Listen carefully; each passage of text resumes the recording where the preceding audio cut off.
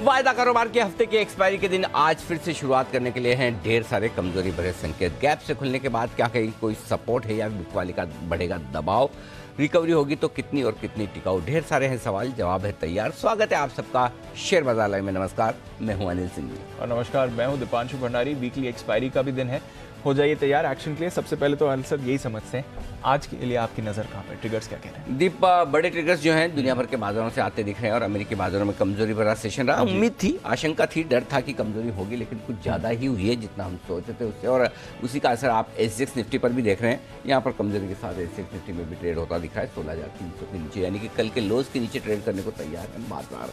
कच्चा तेल अब तेजी के साथ $124 के आसपास पहुंचता हुआ दिख रहा है और ये एक और चिंता की बात है। लेकिन आज किसानों के लिए अच्छी खबर, धान सोयाबीन समेत 17 खरीफ फसलों की एमएसपी उस भाव पर जिस पर कि सरकार किसानों से खरीदारी करती है उसमें तेजी से बढ़ोतरी की गई है। ये एक अच्छी खबर किसानों के लिए, हालांकि महंगाई के लिहाज से खबर बहुत अच्छी नहीं, लेकिन किसानों के लिए ये एक अच्छी खबर है। बिल्कुल, तो महंगाई के लिहाज से ऑफकोर्स नज़र रखनी पड़ेगी, एफएमसीजी पर अगर इसका इम्पैक्ट आता है ये भी देखना पड़ेगा, बट किसान भाइयों के लिए एक बढ़िया खबर आपने आती हुई देखी है। खबरों की बात करें सर, तो ऐसी कोई खबर आ नहीं रही है आजकल। आई मीन थोड़े एक दो इवेंट्स हैं, आरबीआई की पॉलिसी थी, ईसीबी की पॉलिसी है, डेटा आने वाला है, बट ऐसी कोई खबरें आ नहीं रही जिस पर बाजार रिएक्ट करे। बट लगातार ये जो कॉशियस सेंटिमेंट है, सुस्ती का माहौल है। कल भी हमने देखा अमेरिका 2 दिन ऊपर गया, कल फिर से 2 दिनों में जितनी गेंस आई कल वापस गिव अप कर दी। चल क्या रहा है सर? देखिए, पहले ग्लोबल मार्केट्स की बात करें, पहले ग्लोबल की करें या कल के? ग्लोबल के करें। हाँ, ग्लोबल मार्केट्स की बात करें, ऐसा कुछ खास हो नहीं रहा। मुझे लगता है कि अमेरिकी बाजार नए ट्रिगर्स की तलाश में है कि हम इन्फ्लेशन और इंटरेस्ट रेट्स पर बहुत बात कर चुके हैं, सब कुछ हो चुका है, सब कुछ पता है, नया कुछ चाहिए। रिजल्ट सीजन खत्म हो चुका है, तो अब वहां से कोई खबरें आ नहीं रही है। रशिया यूक्रेन कुछ भी नहीं कर रहे हैं, ठीक है, चाइना ताइवान कुछ भी नहीं कर रहे, हेडलाइंस भी नहीं है। हाँ, मतलब हेडलाइंस छोड़ो, खबर मिल जाए कि नहीं तो बहुत बड़ी बात है। तो कोई कुछ नहीं कर रहा है, जब कोई कुछ नहीं कर रहा तो हम क्या कुछ करें? तो ये हाल अमेरिका का है कि जब कोई कुछ नहीं कर रहा तो अमेरिकी बाजार भी वैसे ही कि 1-2 दिन बढ़ना, 1-2 दिन घटना, वही है। ऊपर में आपको सिंपल 33,500 के ऊपर जाने की जल्दी है नहीं, नीचे भी बहुत गिरना नहीं है। बॉन्ड यील्ड कभी 3% के ऊपर, कभी 3% के नीचे, वैसा है। कल 3% के ऊपर थोड़े से बॉन्ड यील्ड आए तो वो भी बहाना ढूंढना है आपको कि क्यों गिरे, तो आप कह सकते हैं कि बॉन्ड यील्ड बढ़ गए इसलिए गिरे। ये ज्यादा पोस्टमार्टम वाला मामला है कि क्यों हुआ, क्यों क्या होगा वो पता नहीं है। सो आई थिंक बड़े रेंज बाउंड से मार्केट हैं, नए ट्रिगर्स की तलाश में। 15 तारीख को है ना फेड की मीटिंग? हाँ, अगले वेडनेसडे, हाँ, अगले बुधवार तक। तो मुझे लगता है कि तब तक शायद बाजार वेट एंड वॉच वाले इसी मोड में रहे, या तो कोई खबर ऐसी आ जाए जो आपको हमें पता नहीं है। तब तो अलग बात है कि ग्लोबली कुछ बड़ा हो जाए और उसके चक्कर में मार्केट मुंह दे दे तो दे दे। अदरवाइज मुझे लगता है यही रेंज बाउंड मार्केट रहेंगे। ऊपर 33,500 के आसपास जाकर डाउ अटकेगा, नीचे वैसे सपोर्ट बहुत दूर है, 31,000 31,200 के आसपास है, लेकिन पता नहीं बीच में कहीं छोटा मोटा होगा तो होगा। सो मेरे ख्याल से कोई बड़ा उतार चढ़ाव ग्लोबल मार्केट्स में आए इसकी संभावना कम है। लेकिन हाँ, एक चीज दिख रही है वो ये कि दिन के दौरान थोड़ा सा उतार चढ़ाव बढ़ रहा है और ट्रेंड एकदम साफ नहीं है। और अगर इस चीज को आप ट्रेंड मानते हो कि 1-2 दिन ऊपर 1-2 दिन नीचे, तो वो ट्रेंड एकदम साफ है। ट्रेंड तो ट्रेंड ही है, वो भी ट्रेंड है कि 1-2 दिन ऊपर जाता है, 1-2 दिन नीचे हो जाता है। अगर यही ट्रेंड है तो यही ट्रेंड है, करेक्ट। उसके अलावा कुछ भी ग्लोबल मार्केट्स कुछ बड़ा करने के मूड में अभी तक तो दिख नहीं रहे। मुझे लगता है कोई न कोई ऐसी खबर चाहिए दीप, जिससे कि मतलब जोश आए। जोश का मतलब जरूरी नहीं कि बढ़ना ही है, जोश किसी भी तरफ आए। नीचे से रिकवर होकर अब ऊपर खरीदने के लिए भी रिस्क रिवॉर्ड रेशियो बहुत फेवरेबल नहीं तेजी करने वालों के लिए, और बेचने के लिए कोई ऐसा आपको फिर से कारण चाहिए कि जिसकी वजह से बेचें। तो मुझे लगता है कि अभी थोड़ा सा देखते हैं, इंतजार करते हैं, इंतजार होने दो, कौन सी जल्दी है। एक दो इंटरेस्टिंग चीज़ थी एक्चुअली, आरबीआई पॉलिसी पर भी आपकी राय लेनी है, एक बार पोस्टमार्टम करना है उसका। बट एक इंटरेस्टिंग चीज़ यूएस में कल आती है, देखिए, जो शायद हमारे लिए भी आगे का इंडिकेटर, आई डोंट नो देगी या नहीं। उनके जो होम लोन्स डेटा है, देने की प्रक्रिया है, वो मई महीने में 22 साल के निचले स्तर पर आती हुई देखिए। जैसे जैसे अब ये रेट्स बढ़ रही हैं, होम लोन्स, वहां पर नए होम लोन्स देना कम होते हुए दिख रहे हैं। और वहाँ के लोग बड़े सेंसिटिव है ब्याज, बहुत ज्यादा। हम उतने नहीं। उसका रीजन है कि ये तो आप पिछले मतलब मेरी जनरेशन के बाद देख लें कि लोन लेने का कल्चर बढ़ा है। Correct sir. हमारे फादर्स और उनके फोर फादर्स तो कभी उन्होंने लोन लेके घर बनाए नहीं। करेक्ट है ना? एब्सोल्युटली। हम ही ऐसे लोग हैं जो हमारी फ्यूचर अर्निंग को डिस्काउंट करते कि जिंदगी में अगर आगे 20-25 साल और जिएंगे और कमाएंगे तो उसमें से जो सैलरी में से इनकम होगी, बिजनेस में से होगी, उससे होम लोन चुकता कर देंगे, होम लोन ले लेते, घर बना लेते हैं। मतलब एक जनरेशन पहले तक कोई आदमी अच्छा सा घर बना ले, गाड़ी रख ले और उसके बाद ऊपर चला जाए तो बोलते बड़ी सक्सेसफुल लाइफ जी। आजकल आप देखिए ना, मतलब कोई बच्चा पहला जॉब लगता है, शादी करने के पहले उसके पास घर और गाड़ी होनी चाहिए। करेक्ट, नहीं तो कोई भी नहीं। वो भी दिक्कत, तो वो ट्रेंड ही बदल रहा है खर्चा करने का। सो ऐसे में हम इतने सेंसिटिव कभी नहीं रहे ब्याज दरों को लेकर। ठीक है, बढ़ भी जाए घट भी जाए तो कंपनियों पर फर्क पड़ता है, इंडिविजुअली लोगों पर फर्क नहीं पड़ता था। लेकिन अब धीरे धीरे हम क्रेडिट बेस्ड इकोनॉमी में हम भी जा रहे हैं। आप देखिए बजाज फाइनेंस जैसी इतनी बड़ी फाइनेंस कंपनियां ऐसे ही नहीं बन रही, कंज्यूमर लोन ऐसे ही नहीं बांटे जा रहे, डिजिटल लैंडिंग एप्स देख लीजिए जिस तरह से पैसा बांट रहे हैं। तो अब वो सेंसिटिविटी हमारे यहाँ आ रही है, लेकिन ये पहले से ही अमेरिका में है। अमेरिका में बहुत क्रिस्टल क्लियर है ब्याज दरों के साथ उनका पूरी तरह। उसका रीजन भी है दीप, क्योंकि लगभग सारे अमेरिकन, कुछ बहुत बढ़िया अच्छे लोगों को छोड़ दो जिनकी कमाई अनाप शनाप है, बाकी एवरेज अमेरिकन की 90-95% सैलरी या जो मंथली कमाई है वो इंश्योरेंस प्रीमियम और ईएमआई में निकल जाती है। पुराना वो चुकता करने में। हाँ, 5-10% बचा ले तो बड़ी बात है। करेक्ट है ना, उतने ही लीवे है, उसके अलावा है नहीं। मतलब वो उनकी माइंडसेट ही वैसी, उनका जीने का तरीका ही वैसा है। सो अगर ब्याज दरें वहां बढ़ जाती है, जो आपने 1.25% के आसपास नीचे देखी थी, 0 से शुरू होकर, और उसके बाद आप 3% पे देख रहे हैं, तो नेचुरली अमेरिका वाले तो करेंगे ही ना। फिर होम लोन्स की डिमांड कम होगी, तो जो धीमापन चाहिए था इकोनॉमी में, धीमापन से ज्यादा जो महंगाई कम करनी है उनको, उसके असर कहीं न कहीं आते हुए दिख रहे हैं। ये आंकड़ा वाकई में बड़ा इंटरेस्टिंग है। बिल्कुल सर। और अगर यही आंकड़े लगातार बने रहे तो फिर अमेरिका में मंदी के संकेत भी आ सकते हैं, कोई बड़ी बात नहीं है। क्योंकि कल उनके रियल एस्टेट सेक्टर की बड़ी पिटाई हुई है।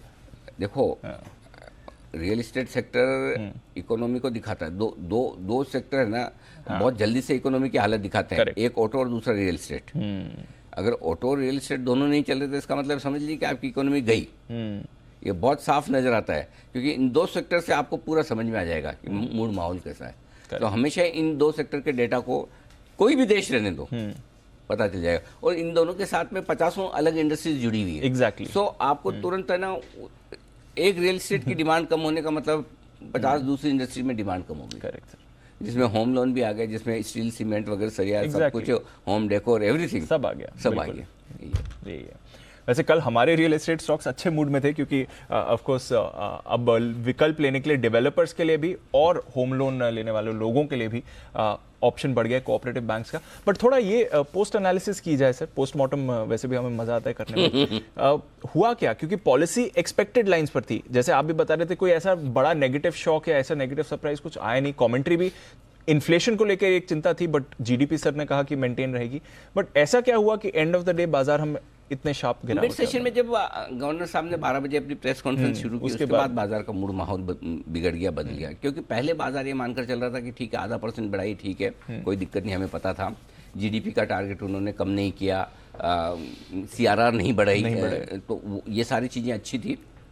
और इन्फ्लेशन थोड़ा बढ़ा है, लेकिन साथ में ये कहा कि इन्फ्लेशन बढ़ाया जरूर है, लेकिन आज जो हम बढ़त कर रहे हैं 0.5% की, उससे जो फर्क पड़ेगा वो हमने इन्फ्लेशन के आंकड़ों में गिना नहीं। करेक्ट।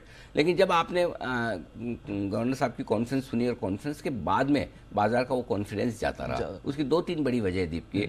एक बड़ी वजह तो यही थी कि अगर गवर्नर साहब ब्याज दरें बढ़ा रहे हैं, और उस ब्याज दरों को बढ़ाने के बाद भी अगर वो कह रहे हैं कि महंगाई बढ़ेगी, तो फिर इसका मतलब तो चिंता की बात है। और 1% बढ़ा रहे हैं पूरे साल के लिए टारगेट, जो कि किसी भी लिहाज से कम नहीं है। exactly. और हर 4 क्वार्टर के उन्होंने महंगाई के टारगेट बढ़ाए। ऐसा नहीं कि चौथे क्वार्टर तक जाते जाते वही पुराना महंगाई का टारगेट exactly. इसका मतलब है अगले 1 साल तक उनको महंगाई बढ़ने का आउटलुक साफ दिख रहा है, पहली चीज। दूसरी चीज, कायदे से वो चाहते तो ये भी कर सकते थे कि हम 0.5% जो बढ़ा रहे हैं उसका असर हम इसमें गिन रहे हैं, थोड़ा सा हम कम कर दें महंगाई।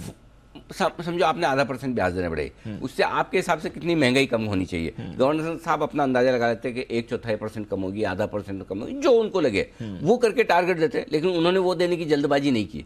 इसका मतलब क्लियर कट है कि महंगाई को लेकर उनका कॉन्फिडेंस हिला हुआ है। करेक्ट। दूसरी चीज, उन्होंने महंगाई में दोनों चीजों की बात की, और दोनों चीजों पे उनका कंट्रोल नजर नहीं आ रहा। पहला ग्लोबल, वो तो है ही नहीं, और कच्चा तेल देखिए $124 पे अगर पॉलिसी लेकर आएंगे तो कहाँ से कंफर्ट आएगा?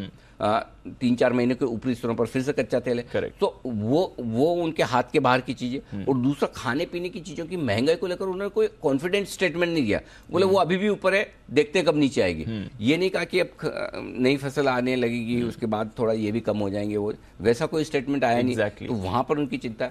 तीसरी बात जो है, जो बाजार को लेट समझ में आई, वो ये कि अगर आप ब्याज दरें बढ़ा रहे हैं, अगर आप इन्फ्लेशन का टारगेट ऊपर रख रहे हैं, तो फिर ग्रोथ कैसे मेंटेन होगी? ग्रोथ तो कम करनी पड़ेगी ना। तो नहीं की, आप करे ना करे, बाजार अपने मन से तो कर ही सकता है, हो सकता है। तो ये 3-4 चीजें बाजार को थोड़ी लेट समझ में आई। तो और दूसरी चीज, एक चीज क्या होता है दीप, पॉलिसी का विश्लेषण करने के लिए आपके पास दो ही तरीके हैं जी। एक तो है ना, बाजार को देखे बगैर करें तो आपका विश्लेषण कुछ अलग हो सकता है, और एक बाजार के मुंह को देख कर करें तो विश्लेषण अलग हो सकता है। तो बाजार अपने हिसाब से, पोजीशन के हिसाब से चलता है, और इसीलिए कल हम बात भी कर रहे थे कि पॉलिसी के पहले बाजार बड़ा हल्का है। तो कल जो एक बड़ा मूव आया बैंक निफ्टी में 16,500 निफ्टी गया, बैंक निफ्टी 35,450 तक पहुंचा, वो इसी वजह से था कि पॉलिसी के पहले लोग शॉर्ट बहुत थे, और पॉलिसी के आने के बाद अगर मार्केट बढ़ जाए एक बार, तो इसका मतलब नहीं कि पॉलिसी बहुत अच्छी आई है मार्केट के लिए। और अब अगस्त की पॉलिसी में ब्याज दरें बढ़ने का खतरा आपका बरकरार है ही।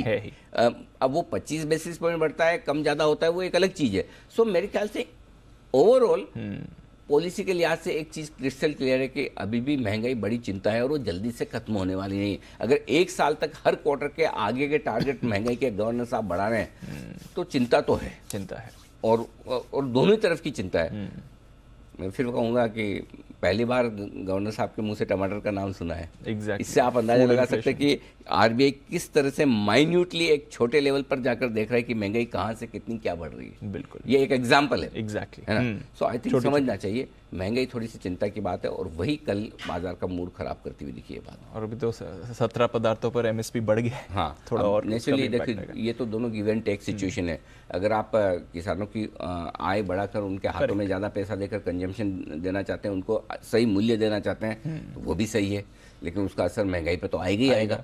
तो इकोनॉमी की यही तो खास बात है, कोई भी काम करो उसके सिक्के के दो पहलू वाले है ही है। एक्शन रिएक्शन दोनों मिलेगा ही है। जो करो उसका एक्शन रिएक्शन है, मतलब सबसे मुश्किल काम है ये, मतलब इकोनॉमी को मैनेज करना, चलाना आसान नहीं है। हर चीज जो करोगे उसका कोई कहीं न कहीं किसी का कोई फायदा होगा तो कहीं न कहीं नुकसान होगा ही होगा। वैसा है, एलोपैथिक दवाओं की तरह है, ठीक तो करेगी, कहीं न कहीं रिएक्शन जरूर देगी। बिल्कुल वैसा है, वैसे ही आते दिख रहा है। तो चलिए, इन्फ्लेशन ग्लोबली भी एक चिंता का विषय, हमारी भी नज़र इस पर बनी है। आज एक्सपायरी की भी बात करें सर, क्योंकि कल जो हम डिस्कस कर रहे थे, इंपॉर्टेंट लेवल के नीचे कल क्लोजिंग दी है, 16,400 के नीचे बंद हुई है। ये कितना इंपॉर्टेंट है, specially in view of expiry? Deep देखिए, 16,500 के नीचे बंद होते ही तो खराब हो गया था थोड़ा, और 16,350 के नीचे बंद होने पर ज़्यादा खराब। मैं बताऊं आपको याद होगा कि 16,200 से 16,300 की रेंज में निफ्टी ने काफ़ी टाइम बिताया, लगभग 2 हफ्ते न 16,200 के नीचे बंद होता था, न 16,300 के ऊपर बंद होता था। फिर उसके बाद जो ब्रेकआउट दिया, पहले दिन जो क्लोजिंग दी वो 16,350 की दी, और उसके बाद पीछे मुड़ के नहीं देखा। फिर हम 16,600-700 तक पहुंचे आराम से, और 16,500 से 16,600 की रेंज में हमने काफ़ी वक्त बिताया। सो मेरे लिए 16,350 ज़्यादा इंपॉर्टेंट था। 16,500 के नीचे बंद होते एक बार तो आप खराब हो गए, लेकिन 16,350 के नीचे बंद होने के बाद आपके नीचे की रिस्क और ज़्यादा खुल जाती है। कल आप वहीं पर जाकर बंद हुए, तो आज मेरे लिए ओपनिंग से ज़्यादा क्लोजिंग इंपॉर्टेंट है। क्या मैं ग्रीन में बंद हो सकता हूँ, भले 1 पॉइंट ही करो, मतलब 16 ग्रीन भी छोड़ो, चलो 16,350 के ऊपर अगर आज हम बंद होते हैं तब तक हम अभी भी सेफ है, और बहुत ज़्यादा खराब नहीं। लेकिन अगर 16,350 के नीचे आज बंद होते हैं तो आपके लिए वो पहले 16,000, 16,075 और उसके बाद 15,740 का जो आपने बॉटम बनाकर वापस रिकवरी दी है, उसकी रिस्क खुल जाती है। आएगा नहीं आएगा अलग बात है, उसकी रिस्क खुल जाती है 16,350 के नीचे बंद होने पर, और ज़्यादा प्रिसाइजली 16,200। राइट। तो अब जो आपके लिए क्लोजिंग बेसिस पे जो रेंज होगी 150 पॉइंट की, जिस पर आपको फोकस करना है, 16,200 से 16,350 हो जाएगी ये बात। अब आइए बैंक निफ्टी पर। बैंक निफ्टी 35,000 के नीचे बंद हुआ, परसों 35,000 के एग्जिट लेवल पे बंद हुआ था, कल 50 पॉइंट नीचे बंद हुआ। ऐसे आप क्लोजिंग बेसिस पे गिनेंगे तो लगभग 35,000 है। अब वही है, दोनों ऐसी जगह बंद हुए जहाँ से मेक और ब्रेक है। तो आज बैंक निफ्टी के लिए भी आपको ये चाहिए कि 35,000 के ऊपर बंद हो, राइट, तब तो ठीक है। अगर उसके नीचे बंद होते हैं तो फिर खराब है। तो आज बैंक निफ्टी के लिए क्लोजिंग बेसिस पे जो रेंज है वो 34,800 से 35,000 है। 34,800 के नीचे बंद होते ही आप खराब हो जाएंगे। अंडरस्टूड, ठीक है। तो इन लेवल्स पे नजर रख के आपको ट्रेड करना है। तो उस लिहाज से रहा सवाल एक्सपायरी का, देखिए संकेत तो कोई खास अच्छे हैं नहीं, ग्लोबल आपके खराब हैं, एफआईज लगातार बिकवाली कर रहे हैं, कच्चा तेल आपका 124 पर है और कुछ अहम सपोर्ट लेवल को तोड़ने की तैयारी में निफ्टी है, इंट्राडे में तो है ही है, बैंक निफ्टी है। सो उस लिहाज से कोई अच्छी चीज दिख नहीं रही, सिर्फ एक अच्छी चीज है आज के लिए, हल्के बाजार।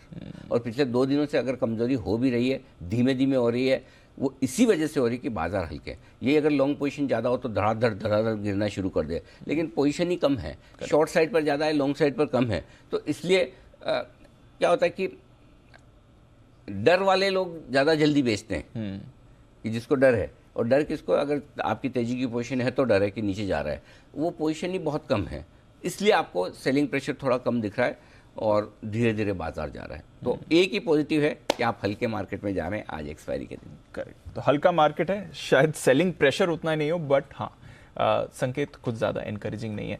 तो बताएं सर, फिर भी संकेत कैसे दिख रहे हैं, बाकी संकेतों को आपके क्या नजर? ग्लोबल संकेत नेगेटिव साइड पर है, एफआईएस के संकेत नेगेटिव साइड पर हैं, वायदा कारोबार के एफडीआईज के संकेत पॉजिटिव हैं, वायदा कारोबार के संकेत न्यूट्रल हैं, न्यूट्रल से हल्के से पॉजिटिव हैं, सेंटिमेंट कोशिश से नेगेटिव साइड पर है, ट्रेंड नेगेटिव है आपके लिए। 16,200 16,265 पहला सपोर्ट जोन है, इस रेंज में हम खुलकर टाइम पास करने की कोशिश करेंगे, होल्ड करने की कोशिश करेंगे, और इसके नीचे गए तो 16,075 से 16,175 की वो रेंज है जहां पर 100% आपको खरीदारी करनी चाहिए। 16,075, 125, 175 ये रेंज बनकर आएगी जहां खरीदारी करनी है। ऊपर कितना जा सकते हैं? 16,425, 16,450 पहली रुकावट की जगह है, इसको पार करके टिके तो 500 से लेकर 575 ये फर्स्ट क्लास बढ़िया सप्लाई जोन है जहां पर आपको प्रॉफिट बुकिंग और शॉर्ट पोजीशन दोनों बनानी चाहिए। बैंक निफ्टी 34,600 34,800 पहला सपोर्ट जोन है, 2 दिन से हम 34,800 को होल्ड कर रहे हैं, 825 850 से घूम रहे हैं, मैंने थोड़ा सा नीचे से लिया है, 34,800 आपका सपोर्ट जोन है, इसके नीचे 34,250 से 34,350 अच्छी खरीदारी की जगह हो सकती है जहाँ पर एक बार आप शॉर्ट कवर कर सकते हैं, लॉन्ग भी कर सकते हैं अगर एग्रेसिव ट्रेडर्स हैं तो। ऊपर की तरफ 35,175 35,275 हल्की फुल्की रुकावट की जगह है, 35,350 से 35,450 वो रेंज है जहाँ पर आपको बिकवाली करनी चाहिए। 35,500 के ऊपर की अपसाइड बनाने में थोड़ा सा वक्त लगेगा, ऐसा डेटा में दिख रहा है। ये आपके लिए बड़े जोन आ गए। सपोर्ट और रेजिस्टेंस आज के निफ्टी के सपोर्ट रेंज आप 16,350 पे बंद हुए, 16,300, 16,265, 240 और 200 ये तो विजिबल लेवल्स हैं। इसके नीचे की संभावना कम है, नोट करके रख लें, अगर जरूरत पड़े एक्सपायरी के दिन तो 16,175, 125 और 16,075। सो आज वैसे देखा जाए तो दीप 16,200 के नीचे की जगह कम दिख रही है, फिर भी डेटा के हिसाब से आपको नोट कर लेना चाहिए। वीकली एक्सपायरी के दिन कभी कभार कोई बड़ा मूव आ जाए तो ध्यान में रहे। ठीक है, ऊपर कितना जा सकते हैं? 16,425 450 ये 2 छोटे लेवल है, 500 525 2 मीडियम लेवल है, 575 और 600 फाइनल लेवल ऊपर की तरफ बनेंगे आपके लिए। बैंक निफ्टी 34,250 पे आप बंद हुए, तुरंत आपका 34,800 के आसपास का सपोर्ट है, उसके बाद 34,675 पे एक छोटा सपोर्ट है और 34,600 ये विजिबल, 3 लेवल्स विजिबल हैं। इसके नीचे की संभावना कम है, नोट करके रखें। 34,525, 34,350, 250 और 34,125 तक के लेवल्स नीचे की तरफ के आपके निकल कर आते हैं। ऊपर की तरफ के लेवल जल्दी जल्दी और नज़दीक के निकल कर आ रहे हैं, क्योंकि 35,000 से 35,500 की रेंज में निफ्टी ने बहुत टाइम पास माफ किया, बैंक निफ्टी ने बहुत टाइम पास किया। तो अब आपका पहला लेवल ऊपर का होगा रुकावट का, वो होगा 35,000, उसके ऊपर 35,075, 175 और 35,275 ये 3 लेवल हैं जो आराम से विजिबल है। 35,350 450 भी बन सकता है, उसके पार निकले तो 625 से 825 की रेंज जो स्ट्रॉन्ग सप्लाई जोन है, जहां तक जाने की संभावना दिखती नहीं है, इसलिए मैंने लिखा नहीं है। ठीक है,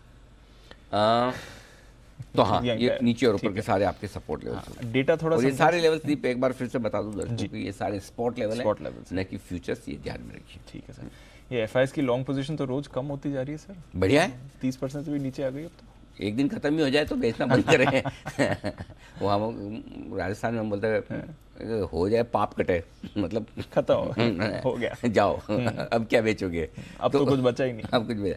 बट ठीक है, 27% पे आई है, 17% इस बार की जो लोअर लेवल है। तो बेसिकली एफआईज हल्के हैं, इंडेक्स पे ज़्यादा प्रेशर इस हिसाब से नहीं बनना चाहिए, और इंडेक्स इतना जोर से नहीं गिर रहा है, उसका रीज़न भी है, धीमे धीमे गिर रहा है। आप देखिए गिरने की स्पीड नहीं है ना, सो डायरेक्शन हो बन रहा है नीचे का, लेकिन स्पीड कम है क्योंकि लॉन्ग पोजीशन भी काफ़ी कम है। ये आपके लिए। और पुट कॉल रेशो एक्सपायरी के दिन 0.72 का बहुत कंफर्टेबल है। बैंक निफ्टी का पुट कॉल रेशियो 0.65 कंफर्टेबल है। आज गैप से नीचे खुलने के बाद पुट कॉल रेशियो आपका ओवरसोल्ड जोन में आ ही जाएगा। सो आई थिंक बाजार ओवरसोल्ड है, इसीलिए मैंने एफएनओ संकेत न्यूट्रल से पॉजिटिव साइड पर रखने की कोशिश की है। तो न्यूट्रल रखा था, अब आप बोल रहे हैं तो पॉजिटिव भी कर सकते हैं एफएनओ के संकेत। ये एक हल्का पॉजिटिव है, इसमें कोई डाउट नहीं, क्योंकि हल्के बाजार है। तो आज के सेशन में एक ही अच्छी चीज़ है कि डेटा आपको दिखा रहे हैं कि बाजार हल्के हैं, विक्स थोड़ा सा घट कर आया है, वो ठीक है। अब आइए स्टॉप लॉसेस। बिल्कुल, मौजूदा पोजीशन क्या करना, थोड़ा सा कंफ्यूजन डीप ये था कि स्टॉप लॉस क्या रखा जाए। 16,200 इंट्राडे और क्लोजिंग बेसिस पर सेफ स्टॉप लॉस है गैप से खुलने के बाद। आप थोड़ा और डीप लगाना है 16,175 कर सकते हैं, छोटा लगाना है तो 16,290 कर लीजिए कल के लो का जी। क्लोजिंग तो 16,350 के नीचे होती है तो वैसे खत्म ही है, फिर भी अगर अब फ्रेश थोड़ा नीचे लगाना है तो आपके पास सारे ऑप्शन है। 16,300 के आसपास भी रख सकते हैं इंट्राडे में, क्लोजिंग में आपका 16,350 भी रख सकते हैं। तो आप किस लेवल पर लॉन्ग है और कितने रिस्क लेने की ताकत है, उस हिसाब से स्टॉप लॉस मूव कर सकते हैं। जिस दिन स्टॉप लॉस नहीं मूव करना है उस दिन मैं बता देता हूँ कि आज यही रहेगा। बिल्कुल। और जिस दिन कर सकते हो वो भी मैं आपको बता रहा हूँ। तो आज आपको चाहें तो आप अपने हिसाब से स्टॉप लॉस थोड़ा एडजस्ट कर सकते हैं। 16,350 के नीचे बंद हो तब भी आप हल्का कर सकते हैं, और 16,200 के नीचे बंद हो तब तो आपको हल्का करना ही है। इंट्राडे में आप चाहें तो 16,290 का भी रख सकते हैं, छोटा रखना है तो खुलते ही ट्रिगर हो जाएगा। करेक्ट। और अगर आपको लगता है कि नहीं, इतना खुलते ही ट्रिगर नहीं होने के बाद मुझे और इंतजार करना है तो 16,200 का रख लें। बीच में 16,265, 240 भी आता है, तो आप अपनी श्रद्धा से, अपनी ताकत से स्टॉप लॉस रख लीजिए। ठीक है सर। हाँ, 34,800 यहाँ क्रिस्टल क्लियर है, यहाँ दिमाग नहीं लगाना। ओके, ये 34,800 ये इंट्राडे और क्लोजिंग बेसिस भी है, परफेक्ट है, इसमें छेड़छाड़ नहीं की जाए, यही लगाइए। आइए शॉर्ट साइड पर जी। निफ्टी 16,525 इंट्राडे और 16,625 ये स्टॉप लॉस है। आपको छोटा लगाना है 16,425 भी लगा सकते हैं इंट्राडे क्लोजिंग बेसिस पे, आपकी मर्जी पे है। यहाँ पर आपको छूट है स्टॉप लॉस चेंज करने की। 16,525, 16,625 मेरे हिसाब से बन रहा है, आप अपने हिसाब से कर सकते हैं। बैंक निफ्टी 35,350, 35,625, 350 इंट्राडे है, 625 आप चाहें तो 35,625 का रख सकते हैं, लेकिन 600-700 पॉइंट दूर का स्टॉप लॉस एडवाइजेबल नहीं है, इसलिए मैंने आपको छोटा दिया है 35,350 का। किसी को क्लोजिंग बेसिस पे छोटा रखना है 35,350 रख लीजिए, किसी को इंट्राडे बेसिस पे बड़ा रखना है 35,625 रख लीजिए। तो यहाँ स्टॉप लॉस आप अपनी कैपेसिटी के हिसाब से, रिस्क लेने की ताकत के हिसाब से, किस लेवल पर आपकी शॉर्ट है उस हिसाब से आप एडजस्ट कर सकते हैं। क्लियर है, यहाँ एडजस्ट करने की छूट है। ठीक है सर, तो ये है आपके लिए मौजूदा पोजीशंस के लिए इंपॉर्टेंट स्टॉप लॉसेस लगा कर रखें, स्ट्रिक्टली फॉलो करें जैसा अनिल जी आपको कह रहे हैं, इस बाजार में तो ज़रूरी ही है। नई पोजीशंस निफ्टी बेचना है, दो तरीका, एक तो 16,525 का स्टॉप लगा के बेचिए, और दूसरा है गैप से खुलने पे 16,425 पे स्टॉप लॉस ले आइए। टारगेट जो बनेंगे 300, 265, 240, ये तो बहुत विजिबल है। 200, 175 मीडियम टारगेट है, 16,125 और 16,075 फाइनल टारगेट अगर पहुंचे तो खरीदना चाहते हैं। अब खरीदना कहाँ है ये क्रूशियल है दीप। एक तो जगह बढ़िया बनती है खरीदने की 16,240 से 16,265 की, वहां पर हम खुल रहे हैं, तो क्या खुलते ही खरीदे? देखना चाहिए 9:08 पर उस समय कहाँ खुलते हैं। हाँ। और डाउ फ्यूचर्स का कैसा है अभी, जरा डाउ फीचर दिखाइए एक बार। तो उसको देख के हम, अगर डाउ फीचर समझो बढ़िया गर्म होने लगता है, कितना है 30 पॉइंट, तो 16,240, 265 या 16,200 से 16,265 की रेंज में ले लेना है। नहीं तो फिर इंतजार करेंगे 16,175, 16,200 आने का। बेस्ट रेंज 16,125, 175 बनती है खरीदने के लिए। तो अब आपको डिसाइड ये करना है कि कहाँ खरीदना है, ठीक है ना। सो वो डाउ फीचर्स को देख के हम डिसाइड करेंगे। ठीक है, आजकल देखो कभी कभी है ना, दूसरों से संकेत लेने में बड़ा फायदा होता है, अपना दिमाग नहीं लगाना पड़ता है। आजकल के एनालिसिस में अपना दिमाग कम लगाना पड़ रहा है, खाली लेवल से निकालने पड़ते हैं, डायरेक्शन कहीं से भी मिल जाता है, वो डाउ से आराम से मिल रहा है। जो डाउ फीचर करे वो ऐसा करते रहो, जब तक ये कनेक्शन चल रहा है चलाते रहो। जिस दिन ये कनेक्शन टूटेगा हम बता देंगे आप। मतलब आपको हर वक्त मुझे सुनने देखने की जरूरत भी नहीं, ऑनेस्टली। मार्केट ही ऐसा है। करेक्ट, हम भी जैसा जो जिस चीज़ पे मार्केट चलेगा मैं आपको वो बताऊंगा, और इस वक्त डाउ फ्यूचर्स पे चल रहा है। सो सिंपल डाउ फ्यूचर्स अगर रिकवर होता है तो आपको 16,240, 265 में ले लेना है। खराब होता है तो 16,125 से 16,200 की रेंज में लेना है, ठीक है। स्टॉप लॉस होगा आपका 16,000 का, थोड़ा दूर का दे रहा हूँ, वही लगाइएगा। टारगेट जो बनेंगे 16,240, 265, 300, ये 3 विजिबल टारगेट्स हैं। 350, 425 मीडियम टारगेट है, 450, 500 के फाइनल टारगेट अगर वहाँ तक पहुँचते हैं तो। अब आइए बेचना है बैंक निफ्टी। 35,350 के स्टॉप लॉस से बेच दीजिए, बाद में स्टॉप लॉस नीचे खींचेंगे। पहला टारगेट 34,850, दूसरा 34,675, 600, ये 3 विजिबल टारगेट है। इसके नीचे अगर बहुत गिर गया तो 34,525, 34,350, 34,250 और 34,125 तक के टारगेट बनेंगे आपके लिए ऊपर नीचे की तरफ। बैंक निफ्टी अगर शॉर्ट करते हो, बैंक निफ्टी खरीदना है। अब खरीदने में दीप थोड़ा ट्रिकी है मामला जी। वैसे 34,600, 34,800 रेंज लगातार हम कई दिनों से खरीदारी की बात कर रहे हैं, 800 से घूम रहा है। आज वो कॉन्फिडेंस नहीं कि 800 होल्ड कर पाएगा। अगर गिर गया तो फिर 34,600 ही सबसे पहला लेवल बनता है। अब 34,600 भी इमीडिएटली आ जाएगा कि नहीं आएगा कहना मुश्किल है। तो मैंने आज जो रेंज दी थोड़ी सी मतलब कम कॉन्फिडेंस वाली, ऑनेस्टली इस रेंज में कॉन्फिडेंस कम है कि कहाँ लेना चाहिए, उसका कॉन्फिडेंस नहीं बन रहा है। 34,600 ठीक लग रहा है लेवल, उसके आसपास तो 34,575, 34,675 की रेंज में आप खरीद सकते हैं। बढ़िया कॉन्फिडेंस वाली रेंज तो बहुत दूर है, 34,250, 350 है, तो वो लगता नहीं कि आ जाएगा जी। सो इस नहीं तो मैं वहीं देता था कि वहाँ खरीदिए। एक चांस यहाँ ले सकते हैं, स्टॉप लॉस स्ट्रिक्ट रखिएगा 34,475 का। जो टारगेट बनेंगे 34,800, 34,850 छोटे टारगेट, 34,950, 35,000 मीडियम टारगेट, और इसके पार निकले तो चांस कम है। 35,075, 175, 275 और 35,350 तक के फाइनल टारगेट है। ये आपके लिए बैंक निफ्टी पर अगर खरीदारी करते हैं तो बैंक निफ्टी पे भी वही मूड वैसे ही देखेंगे कि कैसा माहौल बनता है। क्योंकि मैं बैंक निफ्टी पर बेरिश कम हूँ इसलिए थोड़ा सा एग्रेसिवली ऊपर का टारगेट दिया है। निफ्टी पर थोड़ा मैं पॉजिटिव कम हूँ इसलिए थोड़ा नीचे का दे दिया खरीदने की रेंज। बस इतना ही फर्क है और कुछ नहीं। यहीं पर सब्जेक्टिव जजमेंट है थोड़ा सा, थोड़ा तो बाकी तो सारे डेटा ड्रिवन है कम्प्लीटली। क्योंकि देखो डेटा तो सबके लिए सेम है, कहीं कहीं थोड़ी आपको गट फीलिंग, थोड़ा अपना इंटरनल अंदर की आवाज वो लानी ही पड़ती है, तभी आप वो सही लेवल पे जा पाता है। यहीं पे कल देखिए आप 16,325, 16,350, 16,425 की रेंज हमने दी थी। एग्जैक्टली आप देखिए 16,350 पे परसों सेम था, 350, 425, परसों 350 टच करके 425 पे बंद हुआ। तो वो आपको लेवल तो मिल जाएंगे, वो थोड़ी सी गट फीलिंग चाहिए कि कहाँ पे क्या हो सकता है, वो थोड़ा आपको एक जजमेंट लेना होता है। बिल्कुल, तो चलिए ये जजमेंट लेकर और डेटा रीड कर सारे important levels. Delta corp ban में था, बैन में बना हुआ है और कोई बदलाव नहीं है वहाँ पर। डेटा थोड़ा समझाएं सर एफआईएस का। 2500 करोड़ का कैश में बिकवा लिया, बड़ा ही आंकड़ा आ रहा है। 735 करोड़ के इंडेक्स बेचे इसलिए इंडेक्स में पोजीशन घटी है। स्टॉक फ्यूचर्स में कोई खास आंकड़ा है नहीं, 50 करोड़ का खरीदा है। 1900 करोड़ के घरेलू फंड्स की खरीदारी, तो ठीक है, डेटा तो खराब ही है, कोई अच्छा है नहीं। एफएनओ डेटा में अब आपके लिए इंपॉर्टेंट लेवल जो बनेंगे आज के लिए 16,200 नीचे, 16,400 ऊपर। 16,200 के पुट पर 38 लाख शेयर हैं, 16,400 के कॉल्स पर 63 लाख शेयर है। 34 लाख शेयर कल ही जुड़े हैं, सोचो। तो अब तेजी आज के लिए पहला तेजी का संकेत 16,425 के ऊपर। जब तक आप 16,425 को पार करके न टिके तब तक आप कमजोर ही हैं, यानी कि आप 75 पॉइंट बढ़ भी जाएं कल की क्लोजिंग से तब भी आप कमजोर हैं। 16,425 से ही गिनना है कि कमजोर है, और फ्रेश कमजोरी आपको 16,175, 16,200 के नीचे से गिननी है। तो 16,200, 16,400 ये वायदा कारोबार के डेटा रेंज दिखा रहे हैं। बैंक निफ्टी 34,500 और 35,000 ये रेंज हो जानी चाहिए अब आज आपकी।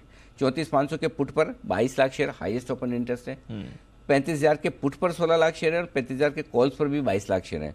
सो 35,000 और 34,500 ये 500 पॉइंट की रेंज में टाइम पास करेंगे। तो 34,500, 34,600 की रेंज में हल्का फुल्का खरीदारी। 34,950, 35,000 के आसपास प्रॉफिट बुकिंग। 35,000 के ऊपर निकल कर टिके तो फ्रेश खरीदारी होगी, नहीं तो आप कमजोर जो हैं वही हैं। ठीक है सर, तो ये है आपके लिए सारी की सारी आज की स्ट्रैटेजी और एक्शन। खबरों का भी वक्त है और मैं जाऊँ अपनी टीम के पास, उससे पहले रॉयटर्स के हवाले से खबर आ रही है। और सर ये इंडोनेशिया का समझ में नहीं आ रहा है, 1 महीने पहले बैन लगाते हैं और आज नई एक्सपोर्ट इंसेंटिव स्कीम लॉन्च करी है पाम ऑयल एक्सपोर्ट्स बढ़ाने के लिए। तो 1 महीने पहले आपने पाम ऑयल एक्सपोर्ट्स पर रोक लगाई थी। कल हम वैसे भी खबर बता रहे थे कि कुछ टैक्स इंसेंटिव्स आ सकते हैं, बट एक एक्सपोर्ट इंसेंटिव स्कीम है, एक्सेलरेशन करेंगे 10 lakh ton palm oil exports के आवंटन के लिए 31 जुलाई तक। ये चल क्या रहा है सर? बैन क्यों लगाया अगर आपको फिर एक्सेलरेट करना था इनके एक्सपोर्ट्स को? गजब ही है एक्चुअली। जो मेरे ख्याल से मृत्युंजय हमें बता भी रहे थे कि उनके लिए स्टोरेज भंडार समस्या है। करेक्ट, रखे तो कहाँ नहीं रख सकते हैं, भाव कम भी करने हैं लेकिन स्टोर करने की भी कैपेसिटी नहीं है। स्टोर करने की कैपेसिटी होती दीप तो कच्चा तेल का भाव -$35 ही नहीं बना। हाँ 100% सर, बिल्कुल।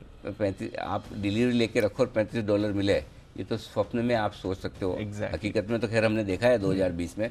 तो यही वाली चीज़ है। तो आई थिंक इंडोनेशिया की भी समस्या वही है, स्टोर करने की जगह है नहीं। तो अब प्रोडक्शन हो रहा है, प्रोडक्शन रोक के फ़ायदा नहीं है, दाम मजबूत है तो बेच देना चाहिए, वही हाल है। सो आई थिंक वही होता दिख रहा है। वही होता दिख रहा है। तो चलिए एफएमसीजी स्टॉक्स फोकस में रहेंगे, इस खबर के दम पर रखेंगे नजर। आइए और खबरें क्या कह रही हैं ये भी जान लेते हैं। वरुण, साथ ही अरमान और आशीष हैं तैयार। वरुण, मॉर्निंग, बताएं ट्रिगर्स और खबरें। गुड मॉर्निंग दीप। तो ट्रिगर्स में सबसे पहले नतीजे आने वाले हैं आईटीडीसी के। टीसीएस की एजीएम है, 27वीं एजीएम है, 3:30 बजे होगी। एक्स डेट है AU small finance bank, bonus issue 1:1। HDFC AMC 42 rupees का बोनस। एशियन पेंट्स 15.5 रुपये का बोनस। टाटा कंज्यूमर प्रोडक्ट्स 6 रुपये 5 पैसे का बोनस। वोल्टास 5.5 रुपये का, सॉरी माफ़ कीजिएगा, फाइनल डिविडेंड वोल्टास 5.5 रुपये का डिविडेंड। वेल्सपन 5 रुपये का डिविडेंड। तो इन सब पे नज़र रखेगा। बैंको प्रोडक्ट्स शॉर्ट टर्म एएसएम से बाहर आ रहा है तो यहाँ पे नज़र रखेगा। और प्राइस बैंड में बदलाव है, रेमंड का 10% से कम करके 5% कर दिया गया है। ओके, तो ये है आपके लिए कुछ ट्रिगर्स। अरमान, बताएं मॉर्निंग, खबरें कौन सी हैं आपके पास? सबसे पहले United Spirits, UBL, Radico Khaitan, पाइनर डिस्टिलरीज और ग्लोबल स्पिरिट्स पर ध्यान रखिएगा, क्योंकि जो लीकर शेयर है उनमें अब जो पंजाब में जो लीकर है वहाँ पर लगभग 30 से 40% वो सस्ती हो जाएगी। और इसका रीज़न ये है क्योंकि जो एक्साइज पॉलिसी में जो बदलाव है उसको पंजाब सरकार ने मंजूरी दे दी है। दीपक नाइट्रेट पर अपडेट आता हुआ दिखा है कि जो आग लगी थी उसमें आग में वेयर हाउस, ऑफिसेज और कुछ यूटिलिटीज़ के साथ साथ जो सोडियम नाइट्रेट की मैन्युफैक्चरिंग फैसिलिटी है वहाँ पर फ़र्क दिखा है। उसी के साथ साथ कंपनी ने यह भी बताया कि प्लांट जल्दी से शुरू करने के लिए उन्होंने ऑलरेडी जो फाइलिंग्स है वो रेगुलेटर्स को दे दी है। इंटरग्लोब एविएशन, स्पाइस जेट और जेट एयरवेज पर ध्यान रखिएगा, क्योंकि जो दिल्ली हाईकोर्ट ने आदेश पर डीजीसीए ने निर्देश जारी कर दिए हैं कि अब यात्रियों को मास्क भी पहनना पड़ेगा और हो सकता है कि अगर वो मास्क का उल्लंघन, इस चीज़ का उल्लंघन करते हैं तो उन पर जुर्माना भी लगाया जा सकता है। और अंत में अपार इंडस्ट्रीज पर ध्यान रखिएगा, जिसमें प्रमोटर ने लगभग 0.007% हिस्सेदारी खरीदी है और ये ओपन मार्केट के जरिए 7 जून को हिस्सेदारी खरीदी गई है। समाचार समाप्त है। यस, बस गजब है दीप, हमारी रिसर्च टीम बहुत स्मार्ट है, एकदम गजब है।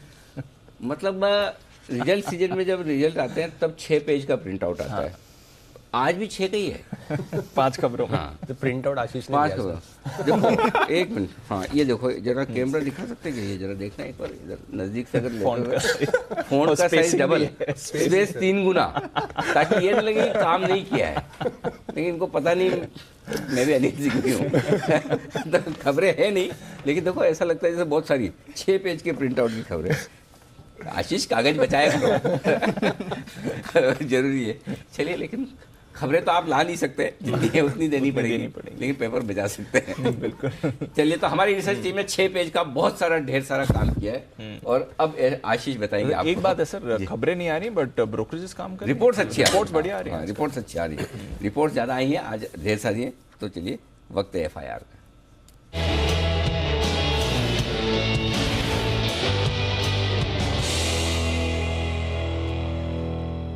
आशीष, बताएं सबसे पहले आज की जो टॉप रिपोर्ट्स हैं वो कौन सी हैं? Good morning Deepanshu. देखिए, एल&टी यहाँ पर काफ़ी दिनों के बाद ब्रोकरेज हाउस की तरफ से फिर से रिपोर्ट्स आई हैं। मॉर्गन स्टैनली ने ओवरवेट की रेटिंग को बरकरार रखा है 1848 रुपये के लक्ष्य के लिए। वहीं नोमेरा देखें तो खरीदारी किराए को बरकरार रखे हैं 1585 रुपये की कल की क्लोजिंग है, ये 1995 रुपये का लक्ष्य दे रहे हैं। और मान रहे कि जिस प्रकार से क्रूड अगर 80 से 100 डॉलर प्रति बैरल के आसपास स्टेबल होता है तो यहाँ पर कंपनी की अर्निंग्स में एक आपको अच्छा देखने को मिल सकता है। प्राइवेट केपेक्स भी पिकअप कर रहा है और साथ में इनके जो ESG मैट्रिक्स हैं यहाँ पर भी सुधार है, जिसके चलते मान रहे कि री रेटिंग होने की पूरी पॉसिबिलिटी है। क्रेडिट स्विस भी देखें तो आउट परफॉर्म की रेटिंग को बरकरार रखे हुए 2000 रुपये के लक्ष्य के लिए। इसके अलावा जुबिलेंट फूडवर्क्स यहाँ पर भी नजर रखेगा। मैक्वायरी की तरफ से रिपोर्ट आई है जहाँ पर अंडर परफॉर्म की रेटिंग को व्यू जो है इन्होंने बरकरार रखा है। 516 की क्लोजिंग है, 440 रुपये का लक्ष्य दे रहे हैं। और ये मान रहे कि वित्त वर्ष 12 और 17 के बीच में देखें तो फूड इन्फ्लेशन हुआ था और इस दौरान कंपनी के अर्निंग्स पर बड़ा इंपैक्ट आया। तो यहाँ पर फिर से ये मान रहे कि फूड इन्फ्लेशन के चलते इनकी अर्निंग्स पर एक इंपैक्ट देखने को मिलेगा। क्रेडिट स्विस ने न्यूट्रल की रेटिंग को बरकरार रखा है, करंट मार्केट प्राइस से ऊंचा लक्ष्य दिया यानी 580 रुपये का। NTPC मॉर्गन स्टैनली की तरफ से रिपोर्ट है, ओवरवेट की रेटिंग को बरकरार रखा है 186 रुपये के लक्ष्य के लिए। टाइटन पर नजर रखिएगा, मॉर्गन स्टैनली ने ओवरवेट की रेटिंग दी है 2621 रुपये का लक्ष्य दिया है। ICICI बैंक पर मैक्वायरी आउट परफॉर्म की रेटिंग को बरकरार रखे 1000 रुपये के लक्ष्य के लिए। कोटक महिंद्रा बैंक यहाँ पर भी देखें मैक्वायरी ने न्यूट्रल की रेटिंग को बरकरार रखा है 1840 की कल की क्लोजिंग है, 1860 रुपये का लक्ष्य दे रहे हैं। ओके, तो ये है आपके लिए कुछ बड़ी रिपोर्ट्स। कुछ और रिपोर्ट्स भी हैं आशीष आपके पास, बताएं इनके बारे में। दीपांशु, आज ऑटो पैक फोकस में रहेगा क्योंकि ढेर सारी रिपोर्ट्स आई हैं, काफ़ी सारे स्टॉक हैं। मैक्वारी देखिए महिंद्रा एंड महिंद्रा पर आउट परफॉर्म की रेटिंग को बरकरार रखे हुए हैं, लेकिन लक्ष्य नहीं बढ़ा रही है। 1045 के आसपास स्टॉक चल रहा है, 1034 रुपये का लक्ष्य दे रहे हैं। क्रेडिट स्विस ने आउट परफॉर्म की रेटिंग को बरकरार रखा और ये भी देखिए सिमिलरली 1050 रुपये का लक्ष्य दे रहे हैं। मारुति पर मैक्वारी आउट परफॉर्म की रेटिंग को बरकरार रखे हुए 8719 रुपये के लक्ष्य के लिए। क्रेडिट स्विस भी जो है आउट परफॉर्म की रेटिंग दे रहे हैं, लेकिन लक्ष्य इनसे ज़्यादा दिया 10,103 रुपये का। टीवीएस मोटर्स यहाँ पर भी देखिए मैक्वारी आउट परफॉर्म की रेटिंग को बरकरार रखे हुए 797 रुपये के लक्ष्य के लिए। मेरिको ये भी स्टॉक खास है, जेपी मॉर्गन की तरफ से रिपोर्ट आई है, ओवरवेट की रेटिंग को बरकरार रखा है, 491 की क्लोजिंग है, 560 रुपये का लक्ष्य दे रहे हैं और ये मान रहे कि साल के दूसरे भाग में देखें तो रिकवरी बढ़िया देखने को मिल सकती है। पोर्टफोलियो में लगातार डाइवर्सिफिकेशन कर रहे हैं, जिसके चलते इस स्टॉक के ऊपर बुलिश है, ओवरवेट की राय दे रहे हैं। वोल्टास मॉर्गन स्टैनली ने ओवरवेट की रेटिंग को बरकरार रखा है 1238 रुपये के लक्ष्य के लिए। और इसके अलावा देखें तो ढेर सारे टू व्हीलर स्टॉक्स के ऊपर रिपोर्ट आई हैं, जहां पर ये कहा गया है कि आगे जाकर जो एंट्री लेवल बाइक्स हैं इनमें आपको थोड़ी सी बिक्री पे इम्पैक्ट देखने को मिल सकता है, क्योंकि इंटरेस्ट रेट में कोई भी बदलाव होता है तो सबसे ज़्यादा इम्पैक्ट नहीं आता है, लेकिन कोई भी टारगेट प्राइस या रेटिंग में जो है बदलाव नहीं किया गया है। ओके, तो ये है वो सारी रिपोर्ट्स जिन पर आज रहेगा एक्शन। आइए बढ़ाते हैं एक्शन को आगे। तैयार है एक्सपर्ट्स का दमदार पैनल।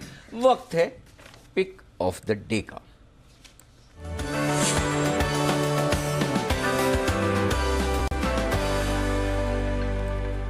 सभी महानुभावों को सुप्रभात। बंसल जी करिए शुरुआत।